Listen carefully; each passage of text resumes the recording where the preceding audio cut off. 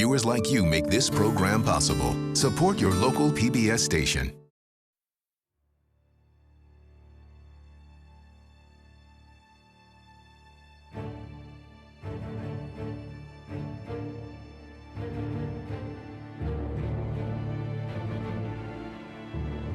I, Robert Edward Lee, do solemnly swear that I will support the Constitution of the United States. I do solemnly swear to bear true allegiance to the United States of America and to serve them honestly and faithfully against all. From the moment he arrived at the nation's military academy in West Point, Robert Edward Lee eagerly absorbed the strict and selfless ethic of the United States Army and the orders of the officers appointed over me according to the rules and articles of war. The beauty of it was, the high-minded ideals provided him a proper channel for his ardent desire for recognition. West Point was founded to take these young men, 16, 17, 18 years old, and reshape them and give them a new sense of values, of honor and duty and loyalty to country. It really was a pretty austere experience. Apparently the food was awful and pretty sparse. Most of the men that went there, they were happy to literally survive it. But Robert E. Lee seemed to thrive there. There were opportunities to really show yourself in front of men and be tested. He was always aware of the impression he was making. And he was a deeply perfectionist person who had an image of who he ought to be. He would try extremely hard to be a paragon, and he wanted to shine. Cadet Lee was mindful of his personal talents and of his place in the world. He was born into the Virginia aristocracy. His extended clan included a president, a chief justice of the United States, signers of the Declaration of Independence. And Lee's own father had been one of the nation's most celebrated Revolutionary War heroes. As a daring young cavalry commander, Light Horse Harry Lee had won the esteem of General George Washington and a Medal of Honor from the Continental Congress. Even at 18, Robert E. Lee carried himself as if the command of men was his destiny, as well as his duty. I'm personally struck by how many of his peers were just impressed by his physical presence alone. When he walked into a room, I think that there was a sense of dignity and seriousness that immediately got the attention of those around him. People remember that when he would give them a little nod of approval or somehow show that he thought that they were doing a good job, that they felt as if Jove had come down from Olympus and given him a sign of his greatness. Lee went through the academy with sober and single-minded purpose. When his fellow cadets went out carousing or got liquored up in their rooms, Lee worked. French, applied mathematics, mechanical drawing, topographical engineering, artillery. He let nothing slip. Every day for 4 years, Lee bent himself to attaining the top spot in his class at West Point. Number 1, he would later write. It's a fine number, easily found and remembered. He was a naturally self-disciplined person, but of course it was part of his ethos also. Duty, self-discipline, denial, and achievement. Lee was one of 6 cadets in his graduating class who received no demerits. He scored perfectly in artillery and in infantry and in cavalry. His math scores were superb. I think Lee's peers at West Point had mixed feelings about him. I think that many of them admired him. It would be hard not to admire someone who did so well in his classwork, did so well in terms of behaving according to the Academy's rules, but I think others saw him as perhaps a little bit over the top in that regard. They called him the marble model, some of them did, and I don't think that's an entirely flattering epithet.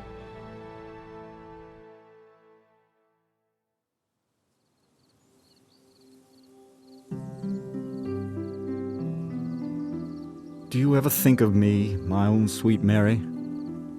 And how much do you want to see me? Not half as much as I want to see you. I declare I cannot wait any longer.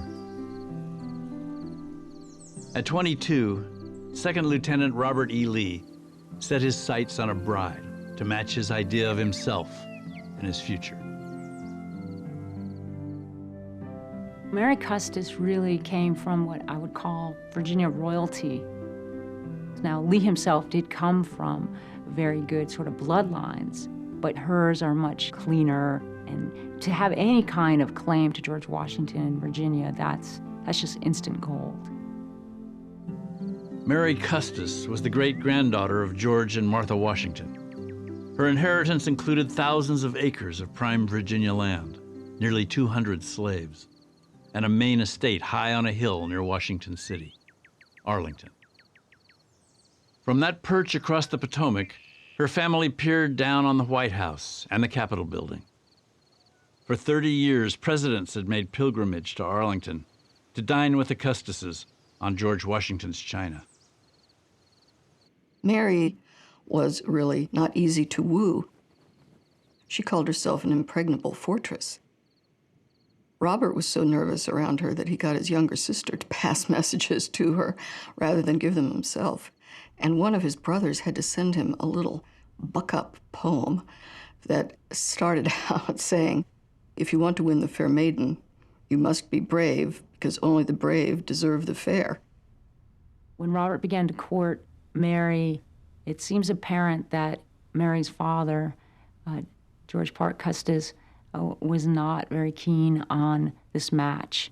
He was afraid that this young lieutenant was going to marry his daughter primarily for her money.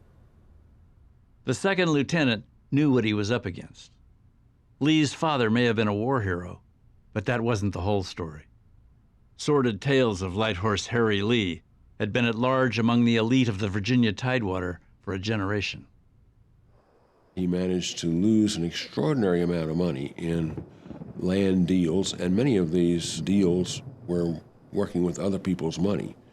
He had the distinction of having written George Washington a bad check. He wrote his own father a bad check. He had lost the family fortune. He'd lost the ancestral home at Stratford. He'd ended up in debtor's prison. Should I be able to escape the sins into which my father has fallen, Lee wrote to Mary, I hope the blame, which is justly his due, will not be laid to me. And am I so black and handsome, and my nose so red, and fingers so white and tapering? Oh, you will admire to see them. But I wonder if you are as anxious as I am. Certainly he had the right breeding, and that was a good thing, and he was stunningly handsome, which Mary probably noticed. He had beautiful hair and sparkling eyes, and as a young man, he had an ebullient manner, actually. Is there no way for me to get there again? To read to you, walk with you, ride with you? And now, my sweet Mary, you know what I would say to you if I was there, but I cannot write it. I wish you were here today to amuse me while I'm sitting for my portrait. Indeed, I wish for you very often, though I am still content. The courtship never did get easy. Mary refused at least one of Robert's marriage proposals. But when she finally succumbed, her father fell in line. Unlike Mr. Custis, Mary's mother saw the capable young soldier as a perfect addition to the family, and she hoped her new son-in-law might take control of the farming operation from her own flighty husband. Lee declined the offer. Fame and glory did not often attach themselves to farmers, no matter how wealthy. Lee explained his decision otherwise. His sworn duty, he would often remind his new wife, was that of professional soldier.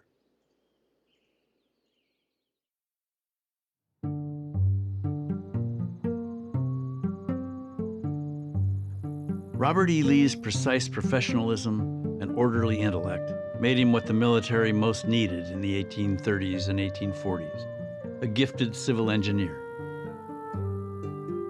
He redirected a major river, fortified harbors, defied tides and storms to build new forts. Duty kept him on the move, Savannah, Hampton Roads, Baltimore, St. Louis, New York. Mary tried to follow at first, but a brief taste of camp life made her reluctant to leave her father's comfortable Virginia plantation. The Lees were together enough between 1832 and 1845 to conceive 3 sons, Custis, Rooney, and Rob, and 4 daughters, Mary, Annie, Agnes, and Mildred.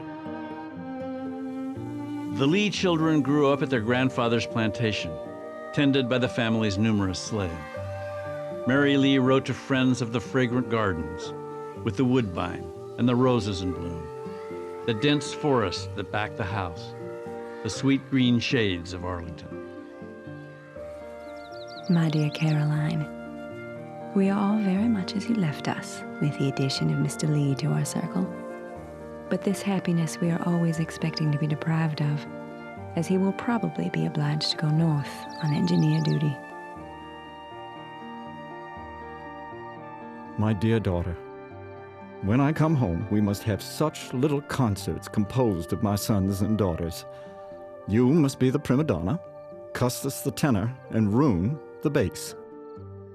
But who shall be the nightingale, Rob or Mildred?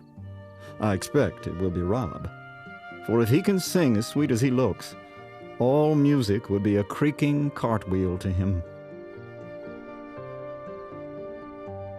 Lee seemed to want to be a present father through his letters, although he couldn't always physically be there, and they are very detailed. It seems what he's writing are the things that he wished that he could be telling them in person, and they do show an extremely loving and affectionate father. But you also get a sense from those letters of a real pain that Lee felt from those separations.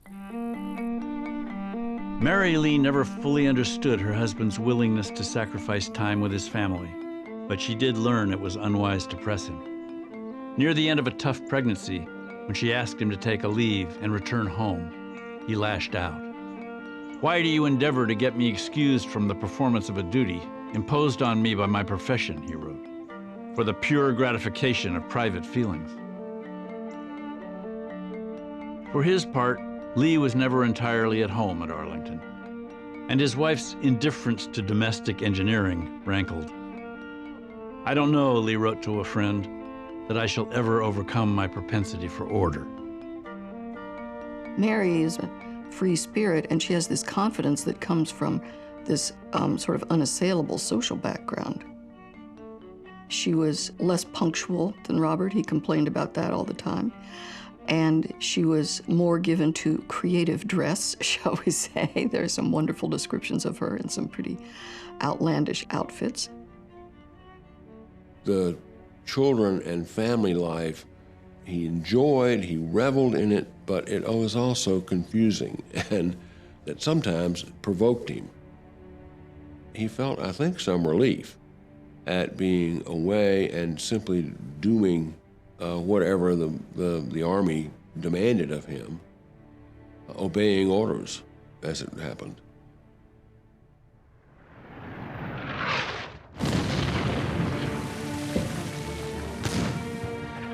In March 1847, on a remote beachhead nearly 3,000 miles from home, calculating the arc and trajectory of artillery shells, so beautiful in their flight and so destructive in their fall, he would say, Robert E. Lee finally went to war.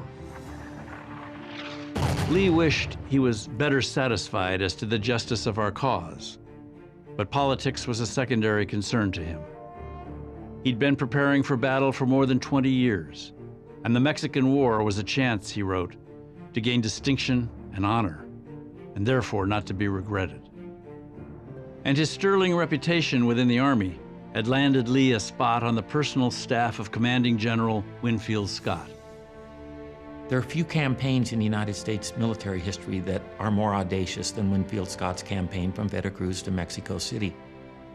It involved a much smaller invading army moving into the heartland of a very large nation, facing tremendous logistical problems and capturing one of the great cities of the Western Hemisphere with a relative handful of soldiers.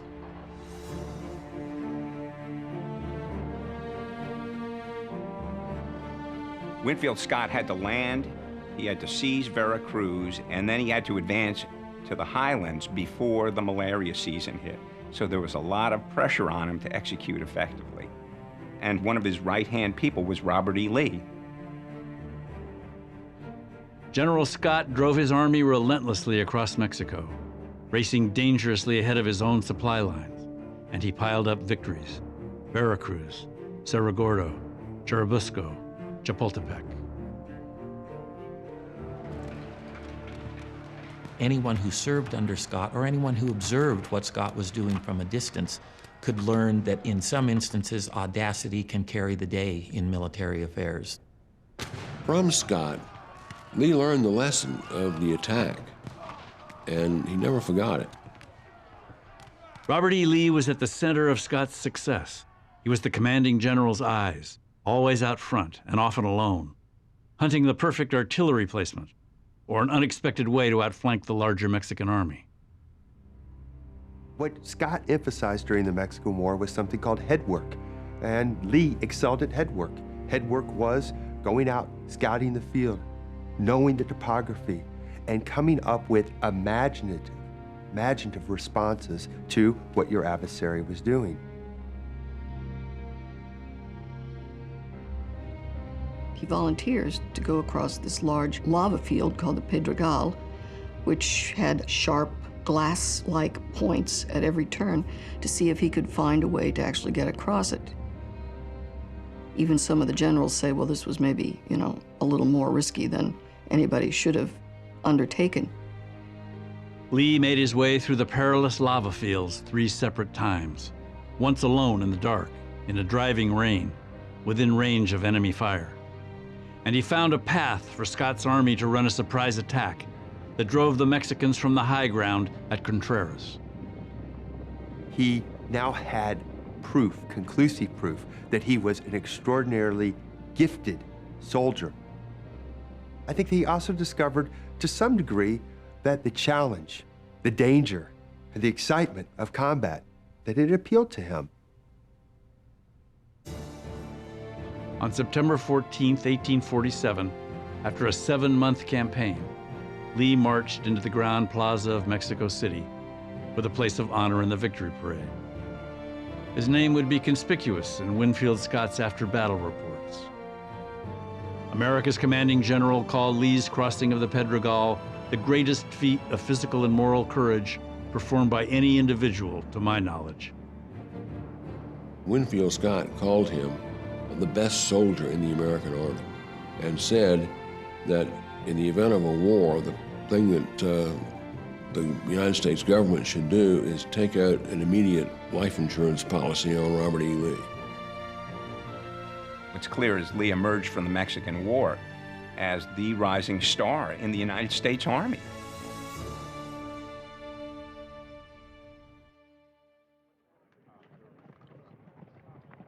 Robert E. Lee had never felt more alive or in greater control of his own destiny than when he was in battle in Mexico.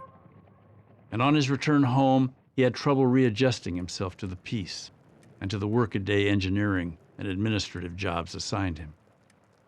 Just a few years after his triumph in Mexico, Lee tried to talk his eldest son out of military service. "I wish I was out of the Army myself," he confided. He wants to leave the Army, and he just can't find a way to do it. His wife is getting sick, probably from mercury poisoning. She starts being unable to walk and move comfortably around that time. And not only does his mother-in-law die, but his favorite sister dies. It's a period where it appears that his life is almost out of control, or he believes his life is out of control. And he does turn to religion at that time.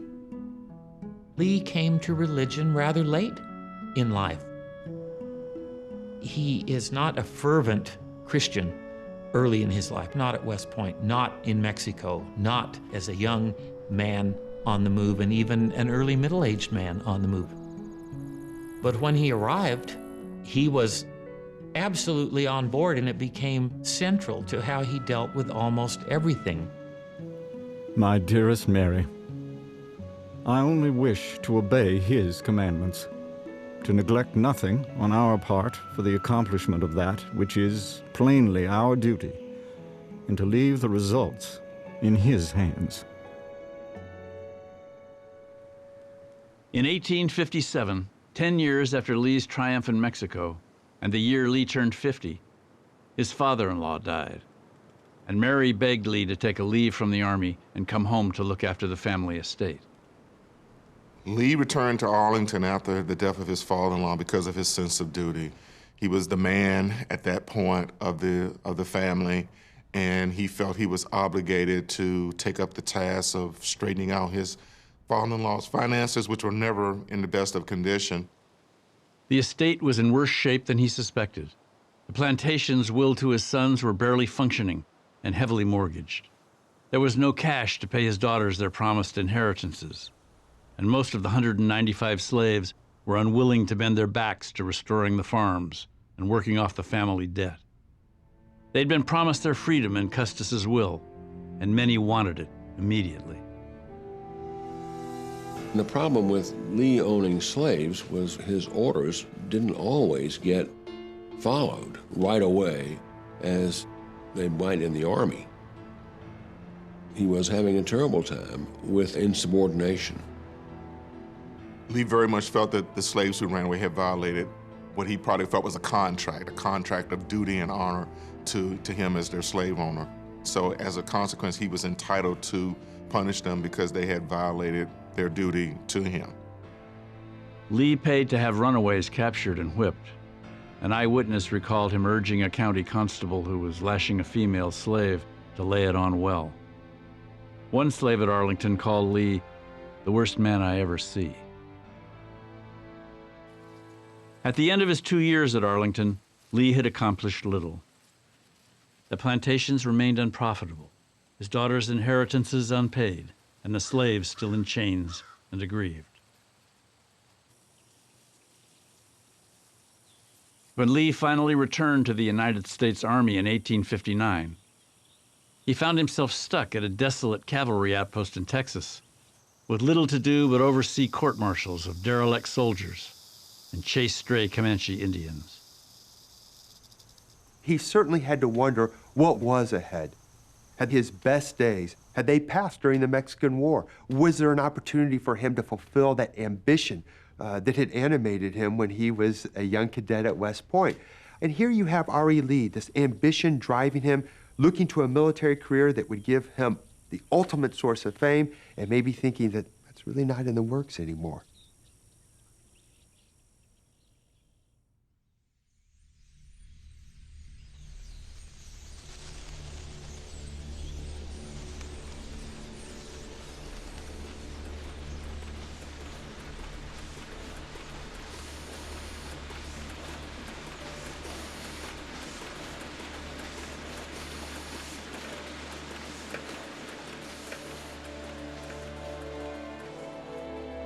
The Ides of March are almost here. We of the South have had great provocation. Yet for my part, I would rather endure the ills we know than rush madly into greater evils. And what could be greater than the division of our glorious republic?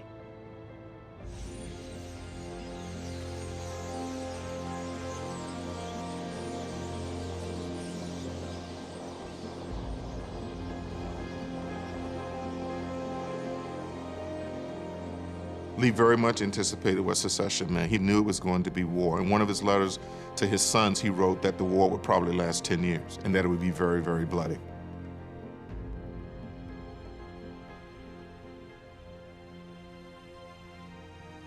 Tell Charles he must not allow Maryland to be tacked on to South Carolina before just demands of the South have been fairly presented to the North and rejected.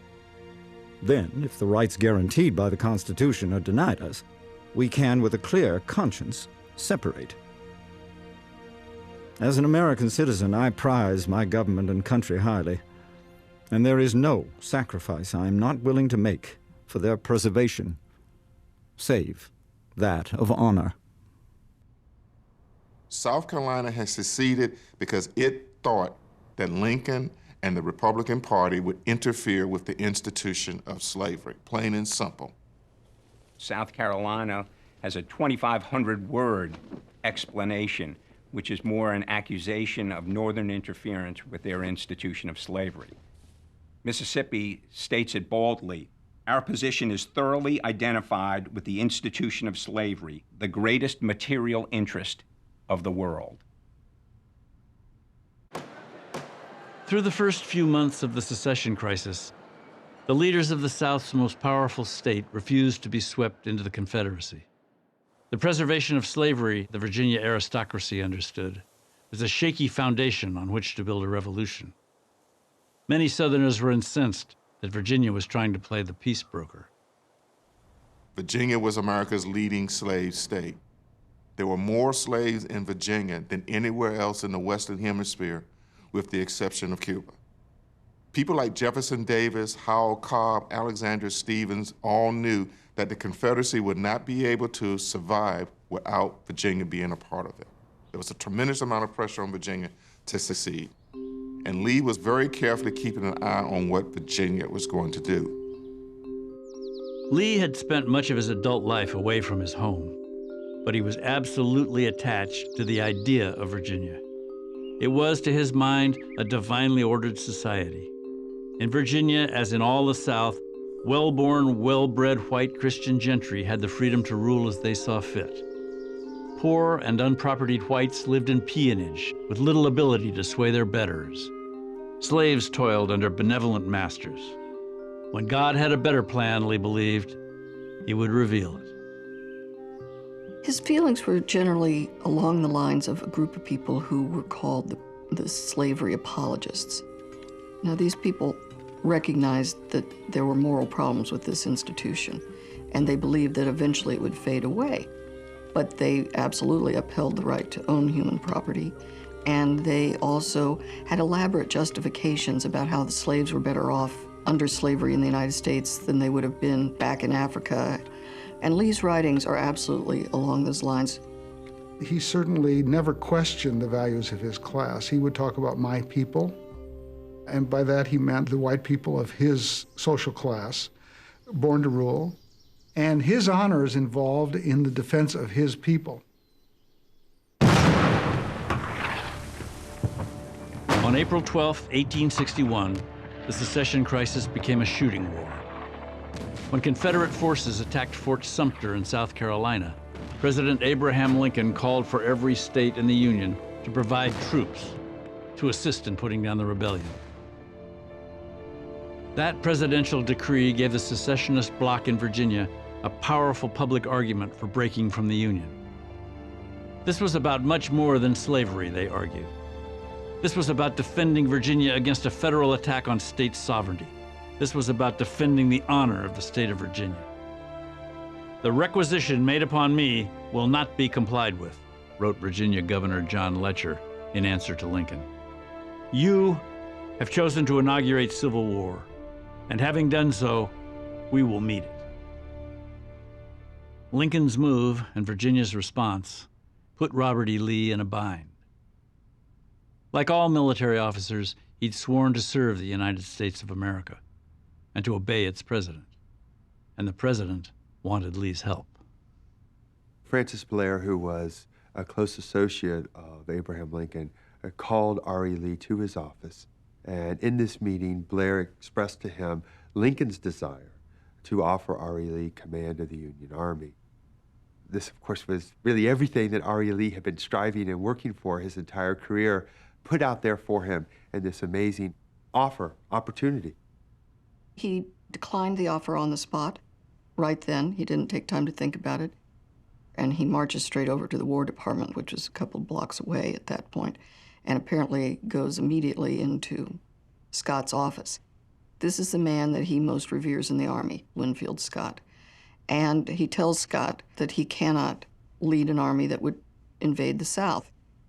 Lee then tries to convince Scott that what he'd like to do is sit out the war. And Scott cuts him off and says, no, you can't do that. I have no room in my army for people who have divided loyalties.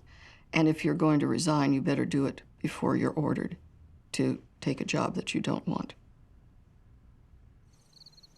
Lee went home to Arlington to decide his future. The ideals that had ordered his life, honor, duty, country, did not light a clear path. For 2 days, Lee anguished over his decision. Slaves noted him pacing back and forth on the front porch by day, praying in his room late into the night. Whichever side he chose, Lee knew, the biggest challenge of his military life awaited.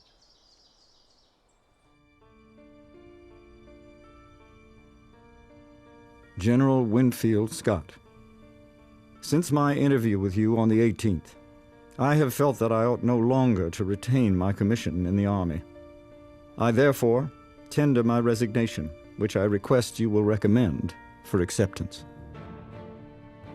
It was a very fateful decision, and it was not one that he took lightly. Winfield Scott did tell Lee, "I think you've made the greatest mistake of your life." 2 days after he resigned from the United States Army, Robert E. Lee answered a summons to Richmond, Virginia, soon to be the capital of the new Confederacy. He listened as leaders of the Secession Convention sang new praises of his long disfavored father, Light Horse Harry Lee, compared Robert E. Lee himself to George Washington, hero general of the other American Revolution, and offered Lee command of the forces defending Virginia from the federal tyrant. After 30 years of dutiful service in the United States Army, a path toward a monumental destiny had finally opened itself to Robert E. Lee. He would be the military leader of a country fighting for independence, a general leading an army in righteous cause against overwhelming odds. If Lee triumphed, he knew, his name would live through the ages.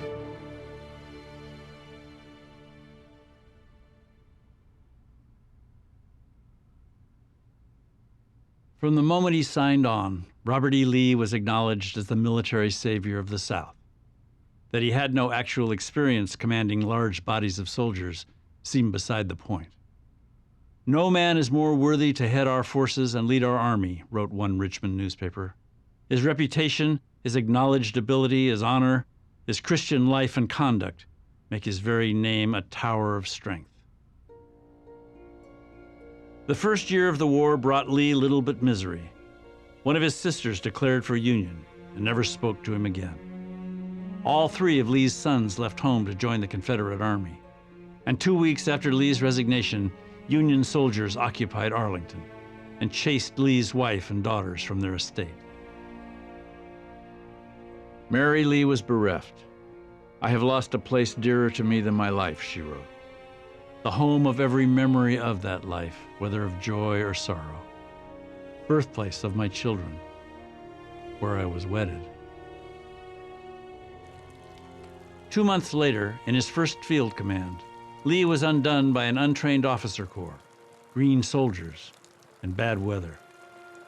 Lee's army got stuck in the mud of Western Virginia, then retreated without landing a single blow on the invading Union Army.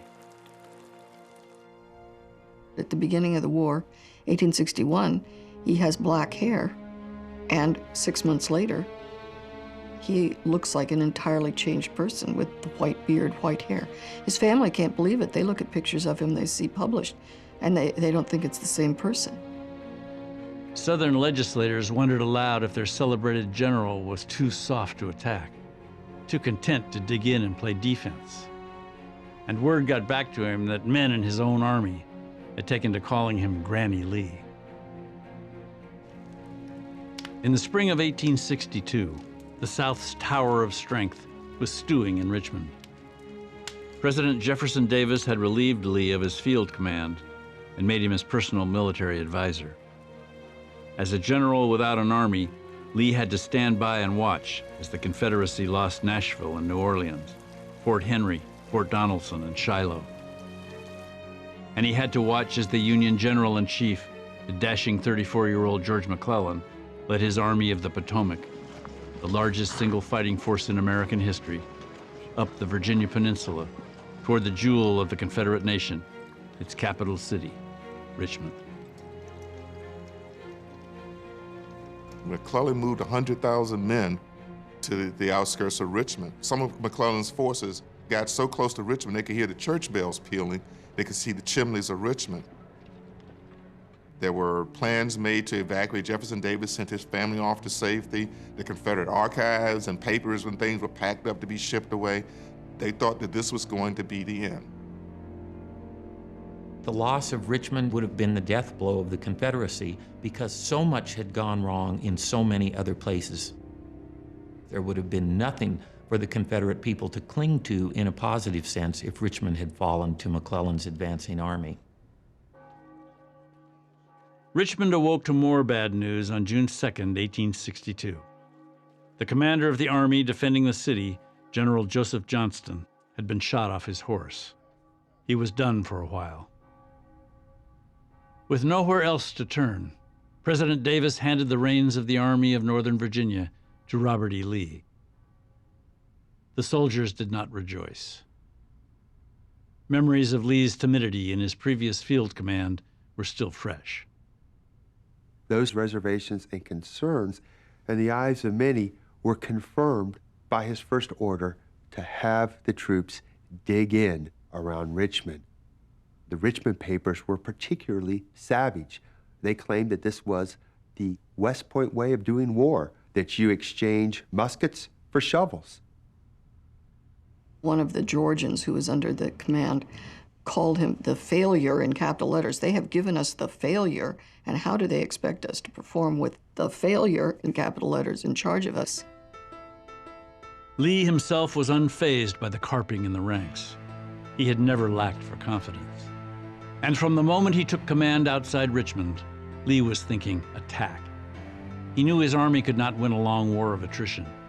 His best hope of winning victory for the Confederacy was a speedy knockout of McClellan's army. Lee had this idea that 1 or 2 battles would solve everything. So while Lee wasn't happy about McClellan approaching Richmond, he looked upon it as an opportunity to destroy the Army of the Potomac. What Lee saw on the map was that the Chickahominy River divided McClellan's army into 2 parts, that the right flank of the Union Army was hanging in the air, cut off from the bulk of the Union forces. And so Lee decided to pounce on that isolated right wing of the Union Army above the Chickahominy River. He envisioned a grand turning maneuver that would not only drive the Union Army away from Richmond, but that it would also destroy the Union Army. Lee was willing to risk disaster to pull off his flanking maneuver. His attack would leave a minuscule force to defend the city of Richmond. If McClellan counterattacked and drove toward the capital while Lee's attack was underway, Richmond would surely fall. The entire Confederacy would likely go down with it. Newspaper correspondents, photographers, and field artists had flocked to the outskirts of Richmond to record the fall of the South, and Robert E. Lee gave them a show.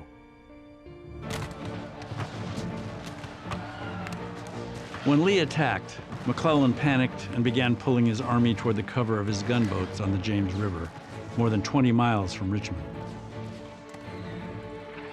Lee drove his soldiers to the chase, possessed by a vision of McClellan's army destroyed.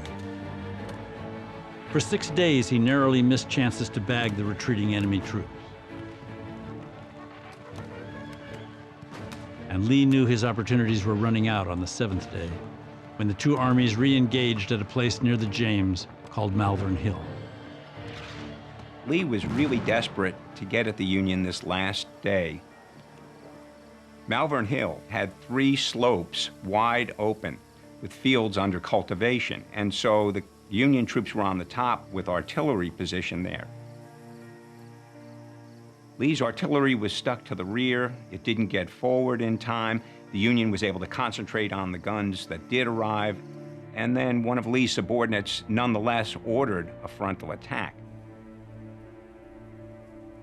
Lee made an ill-advised attack on a very powerful Union position, which was his bête noire all through the war. These attacks on fortified position never worked out very well for him.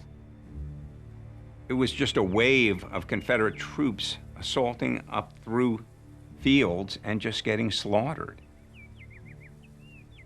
Lee is the bloodiest general in United States history. if you're gauging that by what percentage of his soldiers get shot. And the 7 days showed that for the first time.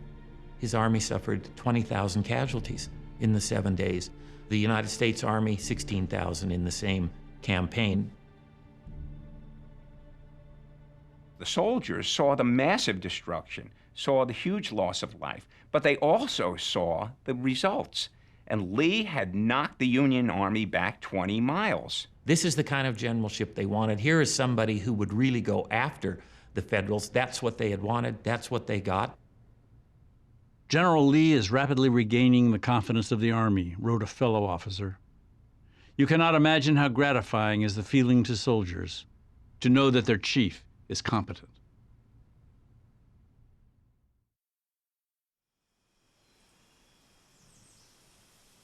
In the weeks after 7 days, Lee made the Army of Northern Virginia his army, instilling discipline and order. He replaced dozens of officers who had not measured up to his exacting standard, and consolidated power in the few commanders he'd come to trust.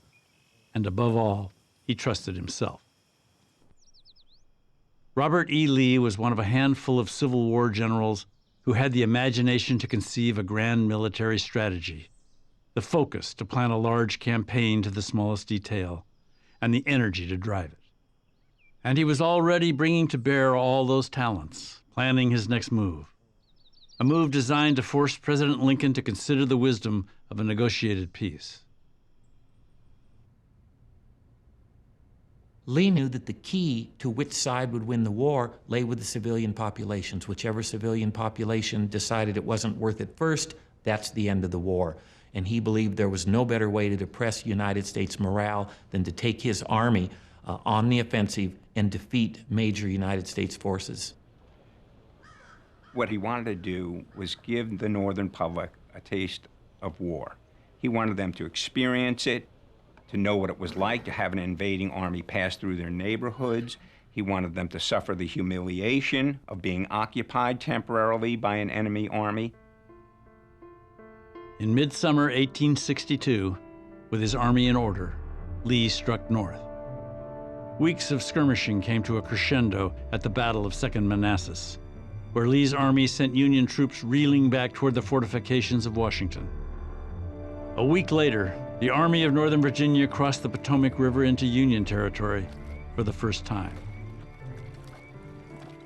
Soldiers, press onward, and our sister states will soon be released from tyranny, and our independence be established on a sure and abiding basis. The Army of Northern Virginia is an army that has really sort of a split personality. One personality is this extraordinary confidence in their leader, extraordinary high morale, a belief that they can't be conquered. But at the same time, it is an army that was being worn down. Lee was pushing these men beyond the logistical capacity of that army. By the middle of September, after weeks of long, hot marches on short rations, Lee's army was divided and badly damaged. A third of his men were gone, killed, wounded, captured, or simply scared off.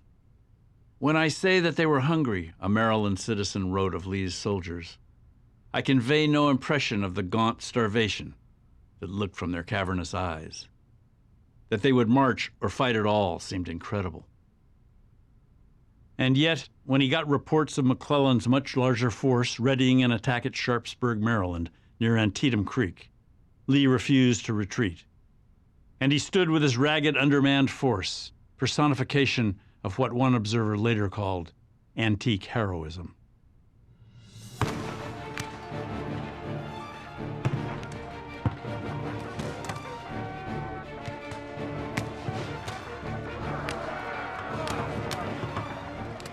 Antietam, Sharpsburg, when McClellan made his big assault, it's hard to imagine the amount of dangerous material that's flying around at any given time. And these guns could put up 50 or 100,000 bullets in the air at any given moment.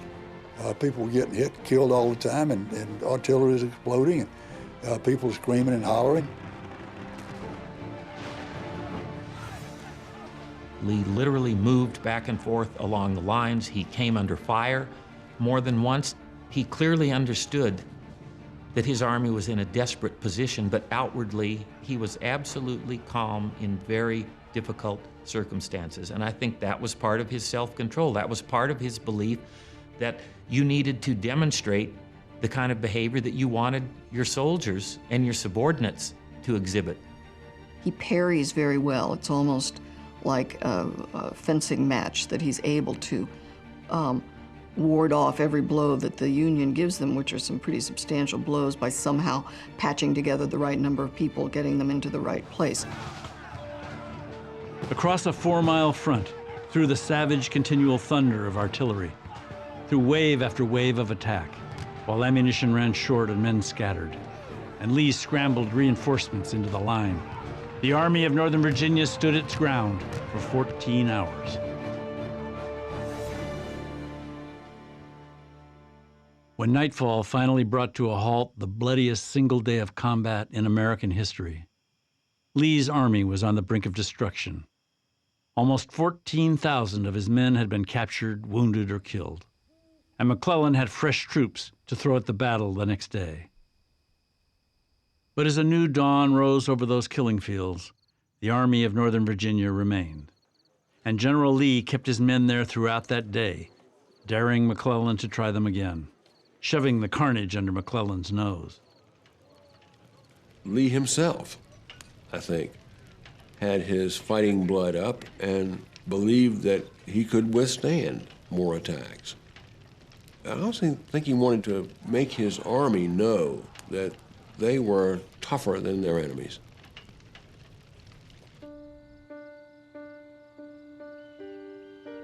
McClellan shied again, and the following day Lee grudgingly began to pull his army back home to Virginia. But the Confederate commander had brought the war home to the North. A Union soldier from Connecticut, surveying the bloated and blackening corpses near Sharpsburg, wrote to his family, "Think now of the horrors of such a scene as lies all around us." There were hundreds of horses, too, all mangled and putrefying, scattered everywhere. The farmhouses and barns knocked to pieces and burned down. The crops trampled and wasted. The whole country forlorn and desolate.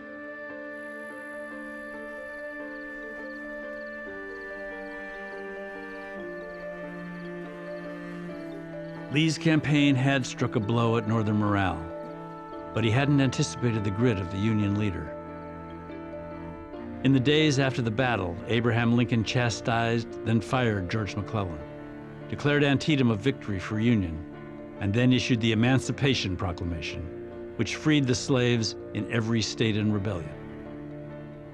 That was, in effect, throwing down yet another gauntlet to the South, because after that, a negotiated settlement would be a practical impossibility.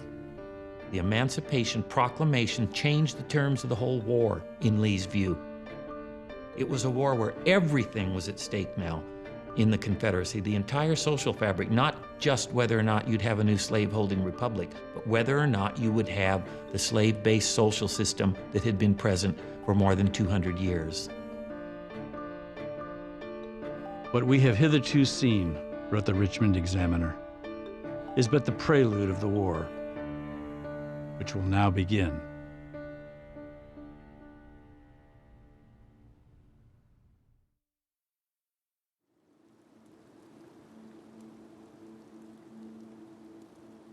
Lee's prophecy of a long and bloody fight had come to pass. After 2 full years and scores of thousands of lives lost, the war was a stalemate. Neither side had gained much ground. In March 1863, the opposing armies were settled in on either side of the Rappahannock River, near Fredericksburg, Virginia, awaiting the spring thaw. For nearly 4 months, General Lee had been living in a canvas tent in an island of mud. The general was never so comfortable, wrote a staff aide, as when he was uncomfortable. But the quiet wore on Lee and shortened his temper. His staff officers had learned to read the signs, when they saw the general's neck and head twitch, snapping at his ear, one aide called it. They knew he was about to kick. Lee was notorious for a very difficult temper. He exploded on staff officers. He could be nasty. I mean, he yelled at A.P. Hill on several occasions, actually humiliated him in front of others. He's not particularly easy to work with. He sometimes blames his staff for things that he has done wrong, mistakes he has made, and then he can't apologize. He has trouble apologizing. At one point, he wrote to his daughter Agnes and said that, you know, the young soldiers don't really enjoy the company of the old general. And he said, you know, actually, I'm so cross that I'm not worth being around anymore anyway. Lee would not permit himself the luxury of friendship and society that winter. No one heard him complain about the loss of Arlington or the unexpected deaths of his only 2 grandchildren, a 2-year-old boy and an infant girl he'd never seen. And when Lee received news that his daughter Annie had died of scarlet fever, he mourned her alone. My dearest Mary, old age and sorrow is wearing me away. I feel oppressed by what I have to undergo for the first time in my life. In the quiet hours of the night, when there is nothing to lighten my grief, I feel as if I should be overwhelmed. The amount of paperwork that was flowing into his headquarters was absolutely staggering. He was blitzed with paperwork, and he was trying to plan for the spring campaign. All the while, he was feeling terribly. The evidence seems to indicate that Lee suffered a massive heart attack. He did begin this physical decline, really, in the spring of 1863, and most people don't realize it because Lee denied it himself, to himself, and tried to rise above it and not act the invalid, which at that time he certainly was.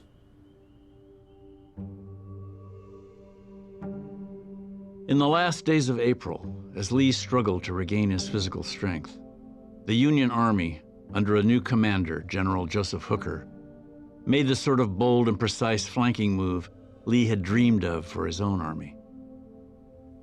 Hooker, in dividing his army, put Lee in a vice, essentially. There were Union forces that were at Fredericksburg, and then the bulk of the Union Army was advancing from the west toward Lee's forces. One would expect that Lee would have retreated to the south, closer to Richmond, and that would seem to have been really the only option. Even ailing and outmaneuvered, Robert E. Lee was not about to turn and run. Instead, he countered with his most daring and dangerous move to date. He sent half his army, led by his most aggressive commander, Stonewall Jackson, on a 14-mile stealth march to attack Hooker's right flank. If the attack failed, the Army of Northern Virginia would likely be destroyed.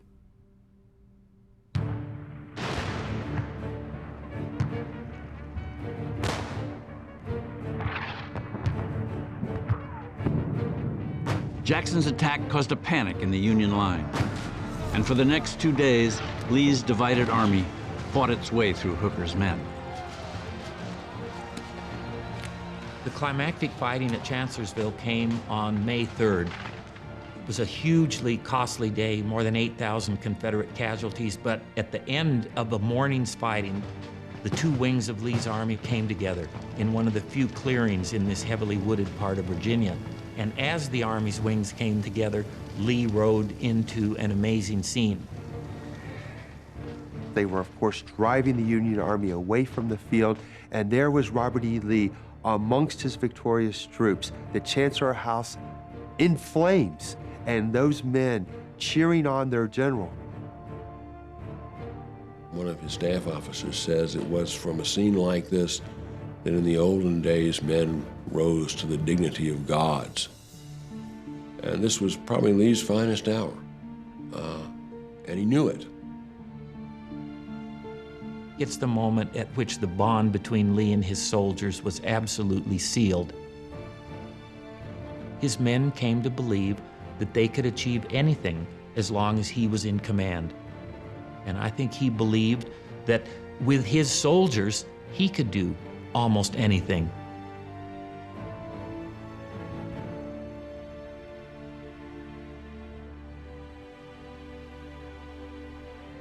There never were such men in any army before, and there never can be better in any army again. If properly led, they will go anywhere and never falter at the work before them.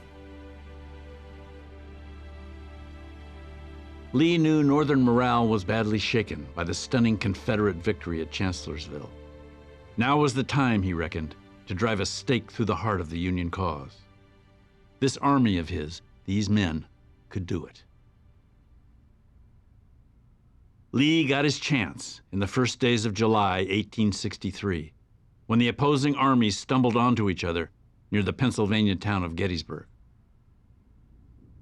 For 2 full days of long light, Lee pushed his men to break the lines of the Army of the Potomac, and they came tantalizingly close to taking the well-entrenched Union positions. On the 3rd day, Lee decided to go for broke. He ordered a barrage of artillery to soften up Union positions on Cemetery Ridge, where General Pickett's infantry division would spearhead a full force, every man on the line, frontal assault. When subordinate commanders warned that their enemy's defenses were too strong and their own men too fatigued, Lee waved them off. I believe that he had every confidence that those men that he sent up there with General Pickett on that final day were going to split that Union Army in two and get them off that hill and send them flying back to Washington. He was wrong.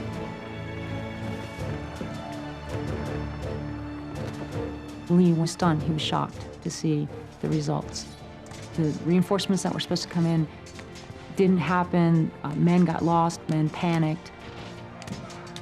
He's just devastated by this, devastated by it, watching this moment unfold before his eyes.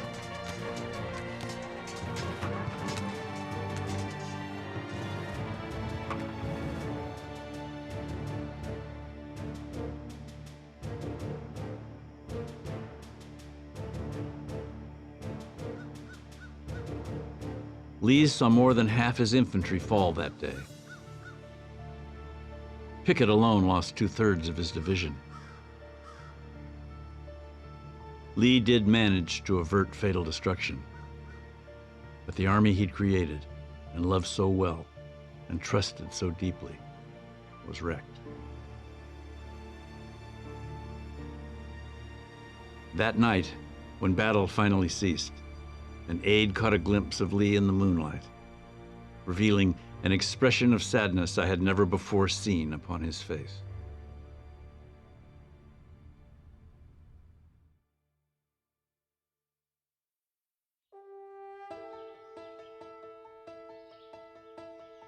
Soldiers, we have sinned against Almighty God. We have cultivated a revengeful, haughty, and boastful spirit. We have not remembered that the defenders of a just cause should be pure in His eyes. Let us humble ourselves before Him. Let us confess our many sins and beseech Him to give us a higher courage, a purer patriotism, and more determined will. He really did believe that God was ordering things. And if difficult things happened, that meant you had to just try harder. You had to deal with them and move on. You couldn't wallow in self-pity. Even though there are fewer of us, and even though things are desperate, if we are internally true servants of God and have cleansed ourselves of our pride, God will shine His light on us, and we will win despite the odds. And so he did believe that they could stand at the pass, and if they're brave enough and strong enough, they can yet win. The forces against Lee's cause had grown stronger, the cost of the war more dear. One of Lee's sons was a prisoner of war. His daughter-in-law was on her deathbed, and his wife and daughters were camped out at a rented house in Richmond. And Robert E. Lee was more committed than ever to the dream of winning independence for a slave-holding Confederate nation. But that meant he would have to rally his people to meet his standards. There was no room for doubt, for fear, for anything less than absolute devotion to the Confederate cause. There's some incredible letters to his daughters during the war saying, stop having so much fun. Stop going to parties. Behave yourself. Sew more socks for the soldiers. Discipline yourself. This is a trial for us all, and we're set here to fight this trial with every ounce of our being. Lee was not sympathetic to soldiers who didn't do their duty. From his perspective, deserters, shirkers. Lee's response to desertion was often, we need to hang some people. So what we have in September of 1863 is not just a spike in desertion, but a spike in execution. There's nearly 40 men who are killed in Lee's army while in Virginia in September of 1863. He recognized that the cohesiveness of his army, its military efficiency, depended upon him making those kinds of tough decisions. And he was willing to live with the moral consequences of it. Executions were elaborately choreographed for maximum effect. Large numbers of men would be drawn up in a three-sided formation, the accused put at the open end, the coffin would be there, the grave would be there, the man would be executed, and then sometimes several thousand soldiers would be marched past the corpse before the whole event was over. These were meant to send a message.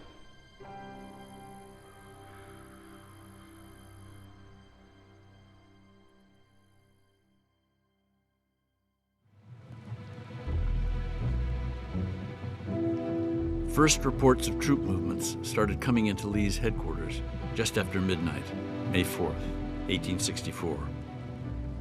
The Army of the Potomac, now nearly twice the size of Lee's own, was thundering across two pontoon bridges to the south shore of the Rapidan River near Fredericksburg, Virginia, disappearing into the dark tangle of woods where Lee's men had dug in. The President of the United States had drawn a bullseye on Robert E. Lee and his army and pointed it out to his new General-in-Chief, the hero of the war in the West. Ulysses S. Grant's taking the field in Virginia in the spring of 1864 absolutely underscores how important Lee and the Army of Northern Virginia were. Grant could have run the war from anywhere. His friend Sherman said, for God's sake, don't go to the east. Congress is in the east. Newspapers are in the east. Run the war from the west with the telegraph. But Grant knew he had to go east because the people of the United States demanded that their great soldier, Grant, go head-to-head with Lee. Lee and the Army of Northern Virginia were not intimidated by the arrival of U.S. Grant. Their attitude was, Grant's done great things in the West. He hasn't faced us or R.E. Lee in the West. And now he's going to find out what it's like to be up against the first string. The Southerners believed that they were going to win somehow. They believed God was on their side, and so did the North. And I don't think God can be on both everybody's side, but that's what they thought. They all thought that.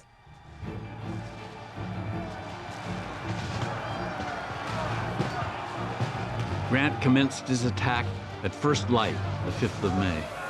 And for 3 days in that mottled Jack Oak forest, with wildfires devouring the wounded and soldiers engaged in desperate hand-to-hand combat, Lee's men held off Grant's larger force, then shoved it back. It appeared that Grant, like McClellan and Hooker before him, was going to be forcibly ejected from Virginia by Lee's army. The Union troops, the Army of Potomac, was a bit dispirited because you take on Lee, you lose. And they actually said to themselves, lick again. And Grant had ordered a retreat for the moment. And as they were retreating, they came to this fork in the roads, and Grant and his staff were on horseback sitting there. Now, if they were told to go to the left, the soldiers knew they were retreating and heading back to the safety of Washington, D.C. But if they went to the right, they were going to be circling, continuing on to probably take on Lee again. So as the soldiers approached, Grant's sitting on horseback, his cigar's in his mouth, and he very silently just points to the right. Grant was not retreating. Grant hung on like a pit bull, and everywhere Lee went, he followed him. He chased him all over Virginia. The Overland Campaign between May and mid-June 1864 was a complete break with what had come before during the Civil War. Before, there'd been a battle and then a long period before another one. But when Lee and Grant hooked up, there are gigantic battles, one after another, with virtually no respite. Lincoln had finally found a commander who was willing to apply the terrifying mathematical reality. The North simply had more men to throw on the pile. And as Grant pressed his advantage, the Army of Northern Virginia bled. 3 of Lee's corps commanders were knocked out of the battle. His trusted cavalry commander, Jeb Stuart, was killed. Lee had to, on a number of occasions, assert himself in the field, expose himself to enemy fire because of the fact that he could not either trust certain commanders or he had lost men in the field. And so taking on those increased demands and those burdens in the field, they took a tremendous physical and emotional toll on him. He got very little sleep. One of his staff officers said not more than 2 hours of sleep per night in a row. Lee was past his mid-50s. This was a very difficult period for him, and the one time that we know for certain that he broke down physically came at the North Anna in late May, when he literally was confined to his cot and could not take the field, even though there was an opening to deal a significant blow against Grant's army. As Lee languished, officers closest to him wondered if their commander was finally spent. His heart trouble had never really abated. He talked at various times about taking himself out of the battle, and now it appeared to some he'd be compelled to do so. Instead, Lee hauled himself out of his army cot and back to the campaign. He was doing everything he'd done before and more. He was absolutely unsparing of himself in that regard, held himself to a very high standard, and he expected no less from everyone who served under him. Lee could never see in other people weakness. He saw in himself this amazing ability to sacrifice physically as well as emotionally, to go at great lengths to fulfill his obligations to the Confederacy. And he expected, demanded, that everyone below him, all the way down to the private, no matter how difficult their hardships might be, that they also do their duty.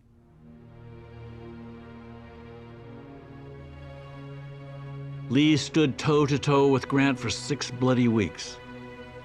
When the Overland Campaign ground to a halt at the end of June, 100,000 men had been killed or maimed. The wastage backed up into both capitals. Washington's hospitals overflowed. Its cemeteries were full. U.S. Quartermaster Montgomery C. Meigs got permission from Abraham Lincoln to turn Lee's home, Arlington, into a military burial ground. And he made sure some of the first graves were right next to the house in Mary Lee's flower garden. Meigs felt that Lee should have to look at this. Should he ever be able to come home again, he would have to look at what he had been responsible for. He would have to look at these graves and see the carnage that he had created.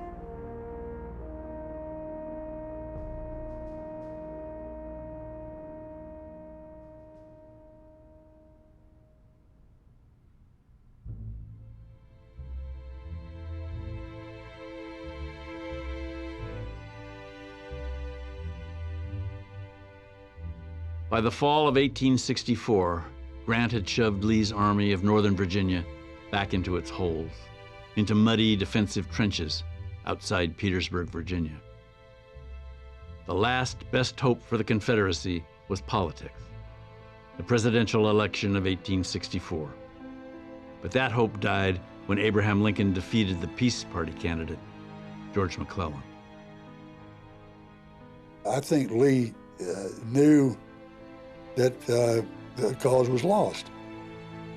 He knew when you're besieged, you're besieged. There was no way out. I think Lee persisted in the belief that he was a professional. He was a soldier. His duty was to fight. The hurt for Lee was watching the demise of his army. He had birthed and nurtured it, had made it an extension of his own person, and now he had to watch it suffer in the muddy trench. It was an ongoing tragedy the last day of the last week of the war. I mean, he saw his army falling apart in front of him. There was nothing he could do about it. He knew that basically the game was up. The choices were getting fewer by the hour. In early April 1865, Grant began inviting Lee to give up the fight, and Lee finally relented. "I suppose there's nothing for me to do but go and see General Grant," he told an aide, "and I would rather die 1,000 deaths." Lee went off by himself in an orchard. His staff tried to keep people away from him because he had to come to terms, really, with the death of his army. This was what he had given his life to, and he realized, I'm sure, that he would never do anything so important again. And he'd failed, and it was over. In a meeting with Grant at a private home in Appomattox, Virginia, in April 1865, Lee agreed to surrender his Army of Northern Virginia on Grant's terms. Lee was obliged to beg Grant for food for his defeated men, but he refused to betray a scintilla of emotion to his conqueror. Whatever his feelings, Grant later wrote, they were entirely concealed from my observation.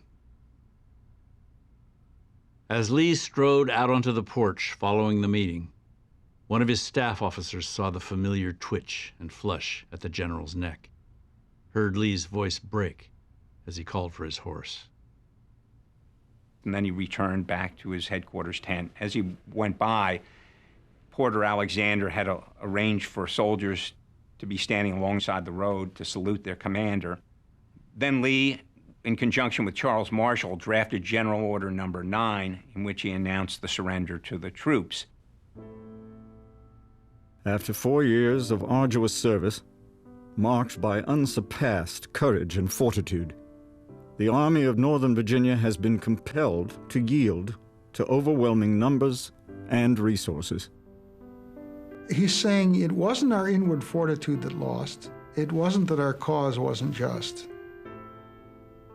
They had more guns and they had more men, and they crushed us with superior material force. And that implies we still have superior moral force. The cause for which we fought is as noble as it always was. Lee is saying to himself, yes, it was still worth the effort. He had given it his all and never shirked from doing that, and that was meritorious in itself. You will take with you the satisfaction that proceeds from the consciousness of duty faithfully performed. And I earnestly pray that a merciful God will extend to you his blessing and protection.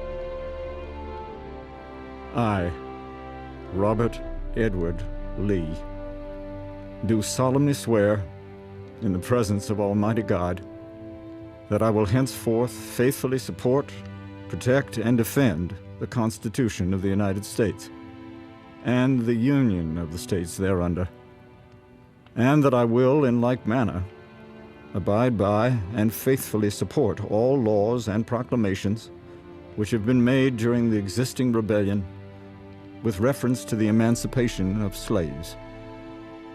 So help me God.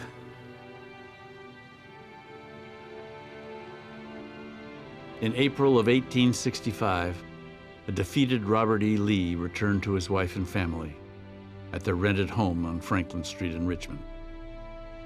Only the charity of President Lincoln and General Grant saved him from being hanged as a traitor. For the next 5 years, Lee hid himself away at the presidency of a small college in the mountains of Western Virginia. When he felt able, Lee took solitary rides on his horse, Traveler, confiding to his old wartime companion. "I feel sure of his discretion," he wrote to a friend. He was extremely unhappy with much of the political landscape in the wake of the war, but he kept that to himself. He believed that if you lose a war, you do what the winner says to do, and I think that's what he tried to do after the Civil War in a public sense. In a public sense, it was all about reunion and reconciliation. In a private sense, a very different story. Lee, to the day he died, believed that the wrong side had won this war, and that was something that he could not explain away easily. And so the faith that he had that there was a God who would in fact favor his people and that God was just and righteous, R.E. Lee had a very difficult time reconciling that belief to what he had seen on the battlefront and what he saw after Appomattox. He saw a landscape now peopled with individuals that he couldn't recognize. These are not slaves anymore. They're free black people, and they're asserting their political rights. They're poor white people who are demanding to be treated with the same respect that a slaveholder was treated with. So Lee comes into that post-war period bewildered. Robert E. Lee had little inclination to work through what his life and his war had meant, and even less time. In October of 1870, just 5.5 years after his surrender, Lee suffered a massive stroke and died a few days later at home in Virginia, surrounded by his family. In death, as in life, Robert E. Lee divided the nation. The former slave Frederick Douglass spoke for those who were offended by the nauseating flatteries of Robert E. Lee. It would seem that the soldier who kills the most men in battle, even in a bad cause, is the greatest Christian and entitled to the highest place in heaven. Southern partisans deified their now fallen commander, placing his memory at the head of a grand and noble lost cause. The glory that eluded Lee in life attached itself to him in death, turning him literally into a bronzed god, a marble man. The minute he dies at the first memorial services, both General Early, who was really the political leader of this lost cause movement, and Jefferson Davis gave eulogies. And they said, more than being a great general and a great man, he was a pure Christian. And his soul was clear and clean. It was as if they're saying he was a saint. So he can stand in for all that's best in us, and we can strive the way he strove and reach this place of a Christian white commonwealth where all is pure.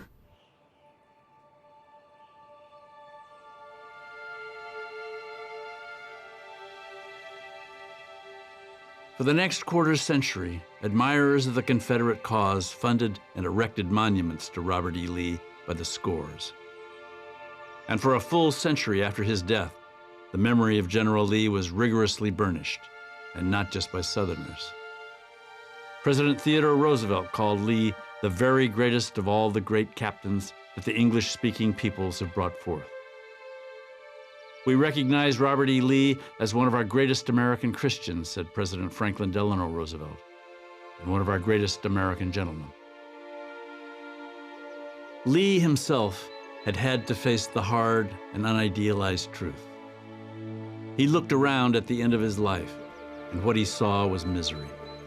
His soaring ambition, his superhuman physical stamina, and his unbending resolve had been devastating to those closest to him. Virginia had been driven to its knees, his family estate lost, his sons financially beleaguered, his daughters homebound and unhappy. None would marry, partly because a generation of well-bred Southern males had died in their father's army.